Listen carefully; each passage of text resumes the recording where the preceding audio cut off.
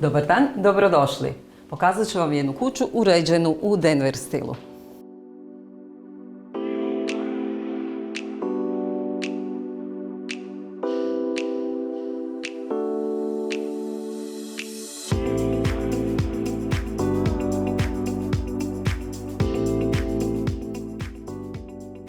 Ova prostrana prizemnica uređena je zajedničkim snagama. Vizualizaciju je osmislila dizajnerica, a za izvedbu je zaslužna vlasnica. Za svoju peteročlanu obitelj stvorila je topli dom. Moja ideja je u uređenju prvenstveno bila da u svoj moderni dom unesem duh tradicionalnog. I u tome je uspjela. Open space zatečen pri useljenju prilagodila je obiteljskim navikama i svom osobnom stilu. Nalik američkim prostranim kućama, ovdje se sve vrti oko kuhinskog otoka. Za kuhinju smo se dosta potrudili, s obzirom da se Kristina bavi slastičarstvom, a za to je potrebno dosta prostora.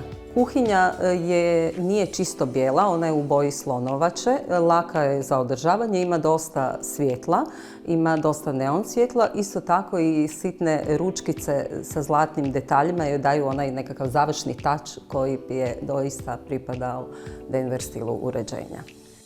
I u ostatku dnevnog prostora nastavlja se isti stil. Denver stil uređenja potječe uglavnom tamo iz američkih krajeva i češće ga možemo možda vidjeti u nekakvim ruralnim dijelovima grada. U kućama, u stanovima on nije nekako stil koji se pronalazi s obzirom da dosta te kuće moraju biti velike, odnosno prostori moraju biti veliki, a očituje ga povezivanje open space prostora.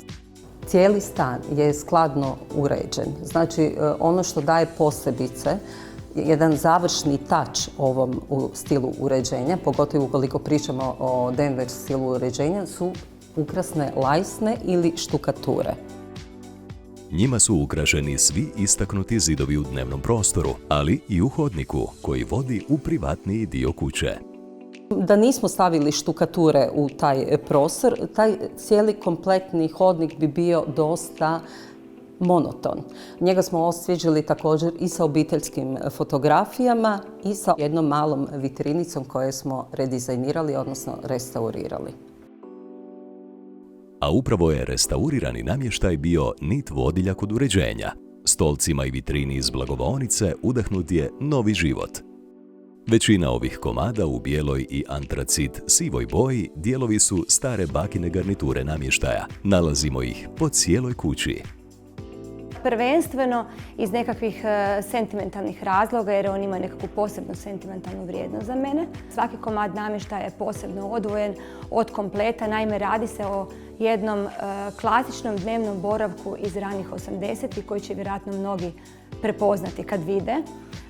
I odvajanjem svakog od tih komada i individualnim pristupom svakom od tih komada, znači uz nekakve moje ideje i sugestije restauratorice koje su bile u konačnici presudne, smo utjecali na konačni izgled svih ovih komada oko mene. Uz redizajnirani stolić za kavu savršeno su se uklopile pretapecirane fotelja i sofa. S novim ručkicama i stari zidni regal uklopio se u koncept koji je Kristina htjela postići, spoj tradicionalnog i modernog. U to je uložila dane i sate planiranja. I sve je vrijedno apsolutno svake sekunde toga truda i rada kad pogledam svoj prostor i kad uživam svaki dan u svakom trenutku sa svojom obitelji u nečem što smo prekrasno i divni prostor stvorili. Osim estetike, u ovom se prostoru vodilo računa i o funkcionalnosti. Dvije kupaone dobro dođu u velikim obiteljima. I ovdje se ponavljaju isti elementi, toplina drveta i uzorci mramora, te mnoštvo biljaka koje su vidljive na svakom koraku.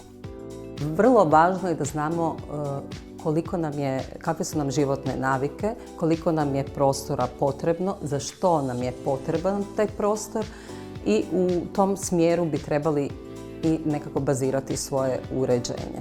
Ovdje smo to definitivno uspjeli, dobili smo jedan spoj tradicije, modernizma, funkcionalnosti i topline doma. A toplinu i gostoljubivost ovdje će doživjeti svi. Za velikim, raskošnim blagovaonskim stolom svi se vole okupljati, jer tu se poslužuju Kristinine neodoljive slastice.